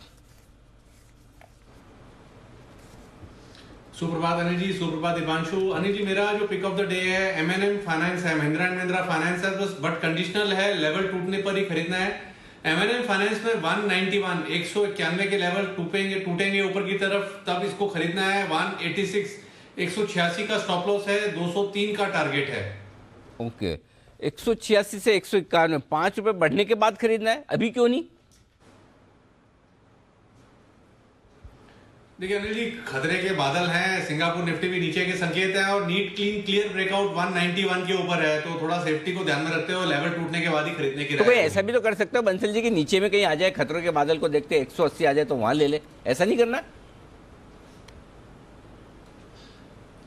नहीं अनिल जी, देखिए मेरे को अनिल जी कुछ मिलना नहीं है उस एडवेंचर के अंदर। कोई भी चीज ट्रिगर हो जाती है तो क्या कहते हैं, दिक्कत हो जाती है। उदाहरण के तौर पर अनिल जी, 2 दिन पहले मैंने वो एबर्ट लैब पर खरीदारी की राय दी थी। हाँ। एबर्ट बढ़ा भी, और आज मेरे को सबने इनबॉक्स कर रखा है, वहां पर तमिलनाडु में कहीं पर उन्होंने इसको ब्लैकलिस्ट वगैरह कुछ करा, कोई न्यूज है। तो अनिल जी जो एक कहावत है ना, खाया पिया कुछ नहीं, गिलास थोड़ा बाराना, तो अनिल जी लोग लेते वेते नहीं है अनिल जी, बस ढूंढते हैं कब नीचे में स्टॉप लॉस ट्रिगर हो, कोई नेगेटिव न्यूज आए। तो कुछ लोग अनिल जी इसलिए भी ट्रेड कर रहे होते हैं, मतलब कि देख रहे होते हैं कि कब किसको पकड़े। तो अनिल जी लेवल टूटने के बाद मेरी पूरी मार्जिन ऑफ सेफ्टी है, तो मैं अपनी मार्जिन ऑफ सेफ्टी को मद्देनजर रखते हुए पोस्ट ब्रेकआउट ही खरीदारी की राय दे रहा हूँ। सही जवाब 191 के ऊपर। ये एक्चुअली दर्शकों को समझाना जरूरी था कि क्यों बंसल जी ऐसा सोच रहे हैं, इसलिए कि तकनीकी तौर पर कुछ लेवल ऐसे होते हैं जिनके ऊपर निकलने के बाद ही स्टॉक या बाजार आपको मजबूत नजर आएगा। तो वो लेवल है 191 का, इसे पार करने के बाद ही खरीदें। कैश लेवल सही है, 203 का टारगेट होगा, तब जो क्लोजिंग है कल की 186 के आसपास की, वो बनेगी आपकी स्टॉप लॉस। और कुणाल जी सुप्रभात, बताएं सर आपकी पिक ऑफ द डे। सुप्रभात अनिल जी, सुप्रभात दीपांशु। अनिल जी, बिकवाली की राय है और बेचना है दीपक नाइट्राइट। कल हमने देखा एक बड़ा जबरदस्त ब्रेकडाउन चार्ट पर आता हुआ दिखा और एक 1800 रुपए के आसपास एक मेजर सपोर्ट था जो कि कल के ट्रेड में हमने टूटता हुआ देखा। तो मुझे लगता है कि दीपक नाइट्राइट में आपको आज भी और आने वाले सप्ताह में भी गिरावट देखने को मिलेगी, तो बिकवाली करके चलने की राय है। यहां पर एक उछाल में बेचें, अगर मान लीजिए कोई छोटा मोटा भी पुल बैक मिलता है तो उसमें बिकवाली की जानी चाहिए। स्टॉप लॉस रखें 1835 का। ये जो मैं स्तर दे रहा हूं ये कैश मार्केट के लेवल्स हैं। 1835 के आसपास स्टॉप लॉस रख करके शॉर्ट करने की राय है। नीचे 1725 पहला टारगेट है और मुझे लगता है इवेंचुअली 1650 तक भी नीचे जाना चाहिए। तो 1725 के पहले टारगेट के लिए दीपक नाइट्राइट में बिकवाली की राय। ओके, तो ये बिकवाली की राय दीपक नाइट्राइट में। तो अच्छा एक चीज़ बताइए, आप दोनों को देख के मुझे लगा कि देखो सुमित जी तो सूट में है, सेठी साहब भी सूट में है, ये किरण जी आप तीनों जो बिना टाई के शर्ट वर्ट में, ऐसा मतलब चलो मान लिया बंसल जी को बेनिफिट ऑफ डाउट दे दो, ये गुरुवार को आप लोगों ने ऐसे ही डिसाइड कर लिया? कोई ऐसा ऑफिशियल नोटिफिकेशन आया कि गुरुवार के दिन आप मर्जी आए वैसा ड्रेसअप कर सकते हैं? हाँ, अच्छा बंसल जी कुछ कह रहे हैं। जी बंसल जी। नहीं अनिल जी देखिए, एक बंसल जी को। हाँ देखिए अनिल जी, एक राज की बात बताता हूँ अनिल जी। हाँ देखिए अनिल जी, राज की बात यह है कि जब हम गोवा में गए थे ना, तब कुणाल जी ने मुझे बोला था कि थर्सडे को कोट नहीं पहनना है, टाई नहीं पहननी है। हाँ। तो अनिल जी आधी बात तो मैंने उनकी मान ली, भैया लॉकडाउन थोड़ी ना, वो तो कोविड वेव 1 में था कि गुरुवार को शर्ट पहनते हैं। तो कुणाल जी, अनिल जी आप पिछले 3-4 दिनों से देखेंगे तो हर गुरुवार शर्ट में आते हैं। तो मेरे को कल भी इनका मैसेज आया, कोट मत पहनिएगा। तो मैं टाई तो अनिल जी पहन के आ गया। और एक चीज का अनिल जी और खुलासा है, जब हम गोवा गए थे तो जो हमने 2 दिन की छुट्टी ली थी अनिल जी, उसके पीछे आशु मदान जी का हाथ था। उन्होंने कुणाल जी का ब्रेन वॉश किया था कि गोवा जाके शो कौन करता है। तो वो अनिल जी छुट्टी मैंने अपनी मर्जी से नहीं ली थी, वो कुणाल जी के कहने पे ली थी, और कुणाल जी ने आशु जी के दबाव में ली थी अनिल जी। लेकिन ये इतने दिनों बाद आज क्यों बता रहे हैं बंसल जी?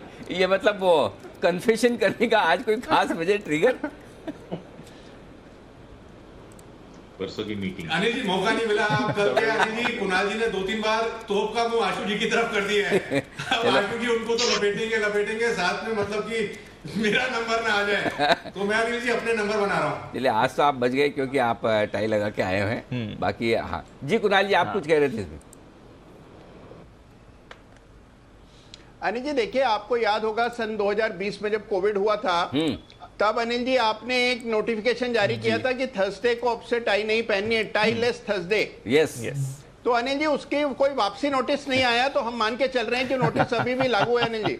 एक मिनट, वैसे तो सबको मिल चुका है, जिसको नहीं मिला अभी भिजवाता हूँ। अभी वो नोटिस बहुत 1.5-2 साल पहले वापस ले लिया गया था। उसके सबूत देख लीजिए आप, सुमित जी और सेठी साहब की मुस्कुराहट में देख रहे हैं। तो चलिए, वैसे आप स्वतंत्र हैं, जो भी आपको अच्छा लगे, जो दिल को भाए, जो अच्छा लगे वो पहने, ये तो मजाक की बात है। आइए कुणाल जी बताइए। अच्छा कुणाल जी बता चुके दीपक नाइट्रेट बेचने की राय। सुमित जी गुड मॉर्निंग, बताएं सर आपका pick of the day. Good morning Anil ji, good morning Anil ji. Pick of the day के तौर पे ग्लेनमार्क के अंदर बाउंस बैक के संकेत मिल रहे हैं, तो ग्लेनमार्क को यहाँ पे सिलेक्ट करना चाहिए ट्रेड के लिए। 390-395 के पास इसके अंदर पोजीशंस बना सकते हैं। 1 से 2 दिनों के लिए इसके अंदर ट्रेड बनेगा, जिसके अंदर 380 का नीचे में स्ट्रिक्ट स्टॉप लॉस लगाना है। ओवरसोल्ड लेवल से बाउंस बैक के थोड़े से संकेत मिल रहे हैं, तो 1-2 दिनों में जो ऊपर में टारगेट देखने को मिल सकते हैं 410 रुपए से लेके 415 रुपए तक के टारगेट ग्लेनमार्क के अंदर देखने को मिल सकते हैं। तो 380 के स्टॉप लॉस से खरीदारी करके चलने का सलाह रहेगा ग्लेनमार्क। कल का चार्ट तो बड़ा इंप्रेसिव दिख रहा है, नहीं तो अदरवाइज तो ये बड़ा कमजोर शेयर है, मतलब गिरने में आगे बढ़ने में कम, लेकिन फिर भी दीप इसके जो कौन से प्लांट की खबर आई थी नेगेटिव, प्लांट पे एक्शन हुआ था या कोई दवा पे हुआ था? उस दिन जो इसने बॉटम बनाया उसके बाद वापस से वो बॉटम तोड़े नहीं है। उससे पहले काफी गिर चुका था, लोगों को लगा कि ये बड़ी खराब खबर है। आई थिंक प्लांट पर एक्शन हुआ था यूएसए, गोवा प्लांट पर 5 ऑब्जर्वेशन। उसके बाद से स्टॉक धीमे धीमे रुक कर ऊपर जाने की कोशिश कर रहा है। देखते हैं आज चार्ट्स पर आया है आपके लिए सुमित जी के। किरण जी सुप्रभात, बताएं sir pick of the day. सुप्रभात अनिल जी, दीप मॉर्निंग। मेरा भी फार्मा स्टॉक है और स्टार बाय करने की सलाह है। मुझे लगता है कि पोजिशनली बहुत ही अच्छे चार्ट पैटर्न बनते नजर आ रहे हैं। हालांकि ब्रेकआउट नहीं आया है, ब्रेकआउट की तैयारी हो रही है। 340 के ऊपर एक बड़ा ट्रेंड रिवर्सल का ब्रेकआउट आएगा, तो मेरा मानना है कि एंटिसिपेट करते हुए थोड़ी सी डिलीवरी मार्क करनी चाहिए। आपका आज के लिए टारगेट 345-50 रहेगा, पर आज अगर 340 के ऊपर की क्लोजिंग मिलती है तो दर्शकों को ये सलाह होगी कि आपको ये पोजिशनली स्टॉक लेके चलना चाहिए। फिर टारगेट्स 380-390 के देखने को मिलेंगे। अभी के लिए अगर ट्रेडिंग का व्यू है तो मेरा मानना है कि 320 का स्टॉप लॉस, पोजिशनल कोई लेता है तो 315 का स्टॉप लॉस लेके चले। ओके 315-320 के स्टॉप लॉस के साथ खरीदे। 390-380 तक के टारगेट बनेंगे अगर 340 के ऊपर आज बंद हो गया तो। किरण जी इसको बंद हो ही जाने दीजिए। ये हाँ, मतलब बहुत थक गए इसे। हाँ, इस स्टार में स्टार ही मिसिंग है, बाकी सब कुछ ठीक है। मतलब 5 स्टार 7 स्टार तो सुना था, कोई 0 स्टार भी होता है सर? नहीं, ये पहला वाला है। ये पहला वाला है। चलिए, लेकिन हिम्मत की आज आपने और सुमित जी ने दोनों ही ऐसे पिटे हुए स्टॉक्स को खरीदारी करने की उम्मीद करें कि सही साबित हो। सेठी साहब सुप्रभात, बताएं सर क्या पसंद है आपको? Good morning Anil ji, good morning Deepanshu. Anil ji, जो आज का मेरा पिक ऑफ द डे है वो तो एक पावर स्टॉक है, टाटा पावर, जो कल 233 के लेवल पे बंद हुआ है। इस पे आज का टारगेट है 240 का, स्टॉप लॉस रखना है 228 का। मुझे लगता है स्टॉक काफी पिटा हुआ है, अगर बाजार में थोड़ी भी पॉजिटिविटी रहती है तो मुझे लगता है ये स्टॉक अच्छा करेगा। और खबरों में भी है इनकी कोई राजस्थान में रिन्यूएबल एनर्जी का एक प्लांट कमीशन हुआ है, तो मुझे लगता है इस स्टॉक में खरीदारी करने के मौके ढूंढने चाहिए। सेठी साहब, सारी खबरें आप सुबह सुबह सब पढ़ के आते हो शो में आने के पहले? इतनी सब पढ़ ले तो टाइम मिल जाता है। अनिल जी, जब आ रहा होता हूँ गाड़ी में तो आपका जो ट्रेडर्स डायरी फिर आपके न्यूज वगैरह चलते रहते हैं, तो उनसे ही क्लू निकल जाते हैं अनिल जी। तो वो सुनता हूँ तो अपडेटेड रहता हूँ, और फिर शाम को भी जो शोज होते हैं वो देखता हूँ, तो उसके कारण भी सभी खबरें छूटती नहीं है अनिल जी। देखते यही फायदा है। जरूरी है वो, एक्चुअली फंडामेंटल एक्सपर्ट्स के लिए बहुत जरूरी है, क्योंकि चार्ट वालों का तो बड़ा आराम है, देखा नहीं गया कहीं भी जंगल में कहीं भी चार्ट खोला देख लिया, चार्ट के हिसाब से काम चल गया। फंडामेंटल एक्सपर्ट्स के लिए बड़ा भारी काम है, हर खबर पढ़ना, समझना, सुनना, उसका विश्लेषण करना जरूरी है। कुणाल जी, आपका काम बहुत आसान है सेठी साहब के मुकाबले में, लाइफ बहुत इजी है आपकी। अनिल जी वो तो ठीक है, लेकिन ये जंगल में चार्ट कौन देखता है अनिल जी? अरे जंगल से मतलब अगर आप समुद्र में जाके वहाँ डेल्टा में देख सकते हो, जंगल में भी देख सकते हो, मतलब कहीं भी, मतलब कहने का मतलब कोई तो होगा ऐसा, पता लगाइए, जो रिमोट लोकेशन से चार्ट देखता होगा। आइए, लेकिन अपने ऑफिस की लोकेशन पे बैठे हैं पालविया साहब, चलते हैं उनके पास। Sir good morning, pick of the day. Good morning Anil ji, good morning Deepanshu ji, और good morning everyone.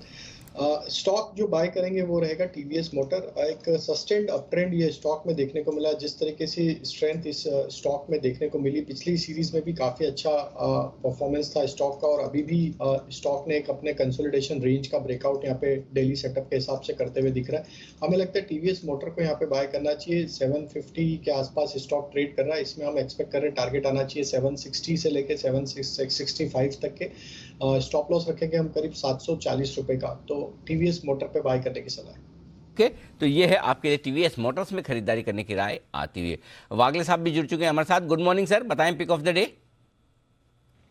Anil ji good morning, Dipanshu good morning. मेरा पिक ऑफ द डे है भारतीय एयरटेल, जिसे बेचना है। 663-64 के आसपास का बंद है, 668 के स्टॉप लॉस से आप बेचे, एक 4-5 रुपए की रिस्क बनेगी। ऑन द डाउन साइड मुझे दिखता है 648 to 645 के लेवल्स 1 से 2 दिन में आने चाहिए।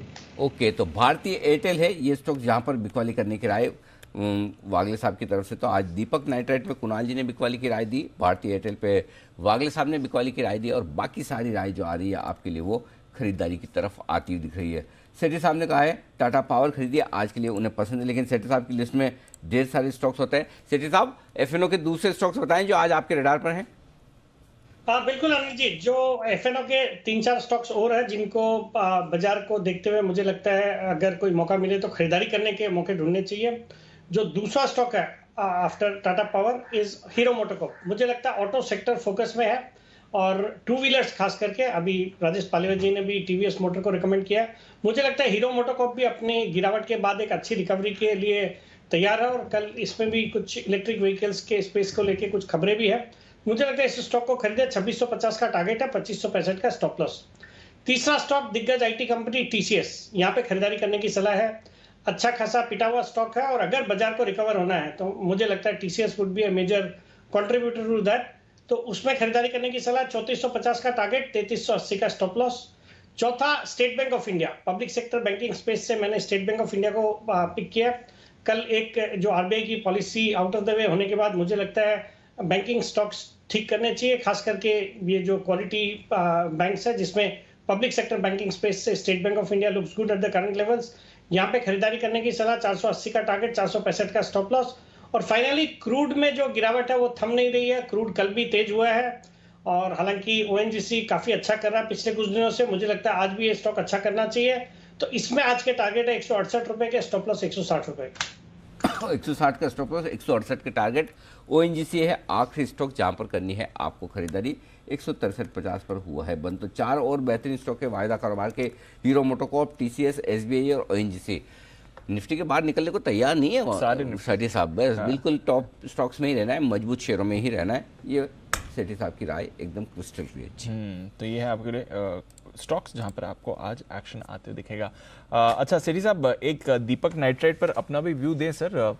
ये तो बड़ी प्रॉब्लम होती हुई दिख रही है। आग जो लगी थी वेयरहाउस यूनिट पर लगी थी, बट उसके बाद प्लांट ये तब तक नहीं खोल सकते जब तक वहाँ की अथॉरिटीज़ इन्हें अलाउ ना करें। आज इनका स्टेटमेंट भी आया है कि कामकाज जारी है और जल्द से जल्द अनुमति लेंगे प्लांट दोबारा शुरू करने की, बट स्टॉक पर लगातार प्रेशर बन रहा है इसकी वजह से सर। नहीं बिल्कुल दीपांशु, देखिए कंपनी की क्वालिटी में कोई कमी नहीं है, फंडामेंटल्स बहुत ही अच्छे हैं, बट ये जो एक एक्सीडेंट हुआ है उसकी वजह से हम देख रहे हैं काफ़ी नुकसान हुआ है, और चूंकि ये प्लांट काफ़ी दिनों तक अब चालू नहीं होगा तो उसका एक नुकसान देखना पड़ेगा, तो उस लिहाज से हम गिरावट देख रहे हैं और ये स्टॉक अभी और भी थोड़ा गिर सकता है। वैल्यूएशन वैसे भी बहुत सस्ते नहीं रह गए हैं, ये स्टॉक बहुत ही ज़बरदस्त परफॉर्मर रहा है और अपने चैनल पे शायद सिद्धार्थ सेडानी जी का फेवरेट स्टॉक है और बहुत ही निचले लेवल से उन्होंने इसको रिकमेंड किया हुआ है। मुझे लगता है इन लेवल्स पे भी अभी थोड़ी और गिरावट आनी चाहिए, बट ये स्टॉक अगर और 10 से 15% गिरता है तो मुझे लगता है जिनको मीडियम से लंबे अवधि के लिए एक अपॉर्चुनिटी देखनी है उनको इस स्टॉक में निवेश करना चाहिए। मुझे लगता है वंस ये जो प्रॉब्लम से इससे बाहर आएगी कंपनी तो बहुत ही दमदार कंपनी है और अच्छा करेगी। ओके, तो ये है आपके लिए दीपक नाइट्राइट। फिलहाल परेशानी ज़रूर बनी हुई है, अगले डेवलपमेंट तक दबाव थोड़ा बना रहेगा और आज सेल कॉल भी है कुणाल जी की तरफ से, इस पर रखते हैं नज़र रखनी है आज सारे के सारे लिकर काउंटर्स पर, क्योंकि पंजाब सरकार एक्साइज ड्यूटी घटाने की तैयारी में है और इसकी वजह से उनकी आशा है कि आगे कंजम्पशन और बढ़ेगा। यूनाइटेड स्पिरिट्स, पालविया साहब जरा इसके चार्ट्स देखें, ऑफकोर्स कैसा लगता है इसका व्यू सर? दीपांशु जी देखिए, स्टॉक में पिछले 3-4 सेशन से देखें तो एक वीकनेस तो यहाँ पे बनते हुए दिख रही है। स्टॉक में जो एक इम्पॉर्टेंट लेवल था 800, उसके नीचे ही स्टॉक ट्रेड कर रहा है, तो हमें लगता है जब तक ये स्टॉक 800 के ऊपर क्रॉस नहीं होगा थोड़ा सा यहाँ पे प्रेशर बनते हुए दिखेगा। लोअर साइड पे इसके जो अच्छे मजबूत सपोर्ट है वो है करीब 750 की रेंज में, तो हमारी सलाह होगी कि अगर ये स्टॉक नीचे मिलता है टुवर्ड 750 वहाँ बाइंग करने की सलाह रहेगी, या फिर ब्रेकआउट का वेट करें 800 रुपये का लेवल। जब तक वो लेवल हायर साइड पे क्रॉस नहीं होंगे स्टॉक में हमें लगता है 750 से लेकर 801 ये रेंज बाउंड ही ट्रेड यहाँ पे कंटिन्यू होते हुए दिखेगा आगे कुछ आने वाले समय के लिए। बंसल जी, यूनाइटेड ब्रूरीज के चार्ट पर कोई राय सर?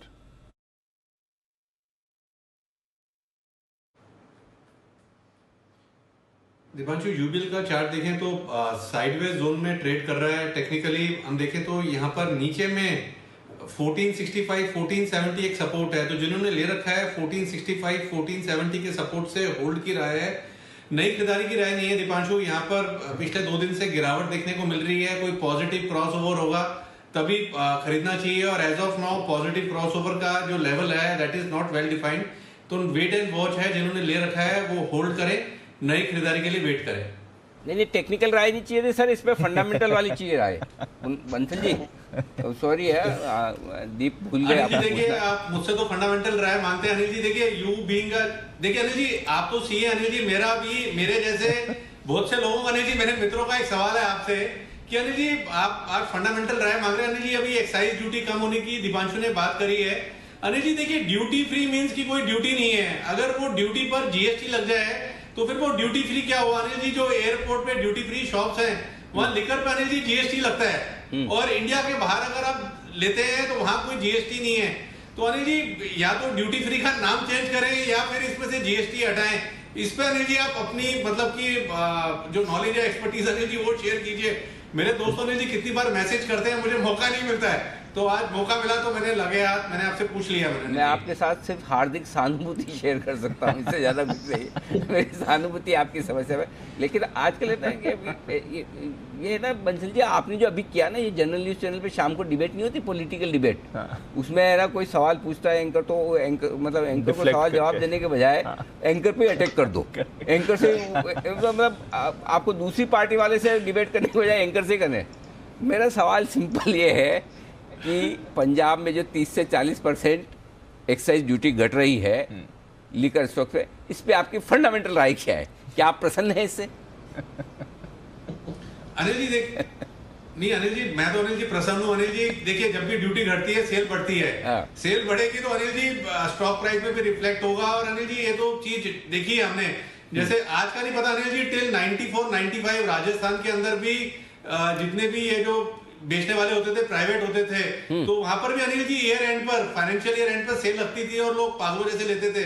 अनिल जी जैसे ही एक्साइज कम होगी ना, तो मेरा ये मानना है कि लोग ना स्टॉक करेंगे। अनिल जी लोग चावल दाल का तो अनिल जी स्टॉक नहीं करते हैं, एग्री कमोडिटीज का, बट लिकर का स्टॉक कर लेते हैं कि कब सरकार का मूड बदल जाए और एक्साइज को दोबारा अपवर्ड रिवाइज कर दें। तो अनिल जी एक बार को तो सेल बढ़ेगी। हाँ, बस अब मिल गया ना व्यू एकदम बराबर से। मैं समझ गया आपके विचार क्या है इस बारे में। ठीक है Bansal ji, all the best. अच्छा सेठी साहब, वैसे लेदर स्टॉक्स तो सेठी साहब ट्रैक नहीं करते हैं, लिकर स्टॉक्स अगर आप ट्रैक करते हैं तो बताएं सर, आपको कैसे लगी ये खबर फंडामेंटली? नहीं, बिल्कुल अनिल जी, डेफिनेटली एक बड़ी पॉजिटिव न्यूज़ है। एक्साइज ड्यूटी कम होने से जो प्राइसेस कम होंगे उसके कारण से डिमांड बढ़ेगी और उसका फायदा इन सब स्टॉक्स को, जो भी आपने यूनाइटेड ब्रूवरीज, फिर यूनाइटेड स्पिरिट्स, इनको तो होगा ही, बाकी भी जो इंडियन मैन्युफैक्चरर्स है जैसे रेडिको खैतान है, ग्लोबस स्पिरिट है, तो इस तरह की जो कंपनियां हैं उनको भी फायदा होना चाहिए। तो मुझे लगता है आज ये पूरा सेक्टर परफॉर्म करना चाहिए। ओके, पूरा सेक्टर आज मजबूत रहेगा, इसकी संभावना पूरी।